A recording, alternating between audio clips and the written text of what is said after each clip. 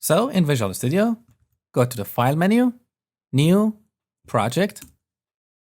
On the left side, under Templates, expand Visual C# and Web.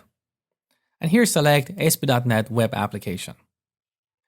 I'm going to call this Vidly and store it in my C drive in the Projects folder. Now here you see Add to Source Control is selected because I'm going to add this to Git. If you don't have Git on your machine or you don't want to add this under source control, don't worry about this. So untick the checkbox. Okay. Now here in the list of templates, select MVC. And make sure host in the cloud is not selected because we're not going to deploy this in the cloud yet. Select OK. Now, because I selected Add to Source Control, I see this dialog box where I can select either Team Foundation Version Control or TFS or Git.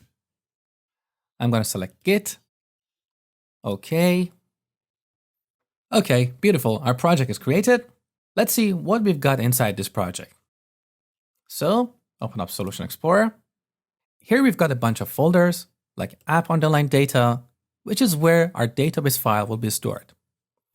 We have app_start, which includes a few classes that are called when the application is started. Let's take a look at one of these for example. Route config. So this is the configuration of our routing rules. Here you see we have a route with the name default and with this URL pattern. So if a URL matches this pattern, the first part of the URL is assumed to be the name of the controller. The second part is assumed to be the name of the action. And the third part is an ID we can pass to that action. With this rule, if we send a request to /movies/popular, ASP.NET Runtime will call a method or an action called popular in movies controller. Or as another example, if we send a request to /movies/edit/1, ASP.NET Runtime will call the edit action of the movies controller and will pass 1 as the ID to this action. So back here, you can see we have some default values in this route. So if our URL doesn't have any of these parts, it will be passed to the home controller. Similarly, if the URL has only the controller but not the action, it will be handled by the index action. So if we go to /movies, since the action name is not specified in the URL, it will be indexed in movies controller. Also, you can see that ID is an optional parameter. Because not every action needs an ID. We only need this when we're working with a specific resource like a movie or a customer with a given ID. We also have this content folder where we store our CSS files, images, and any other client-side assets. Next, we have controllers. And you can see our default project template has 3 controllers. Account, which has actions for sign up, log in, log out. Home, which represents the homepage. And manage, which provides a number of actions for handling requests around user's profile, like changing password, enabling 2-factor authentication, using social logins, and so on. We have fonts, which shouldn't really be here in the root.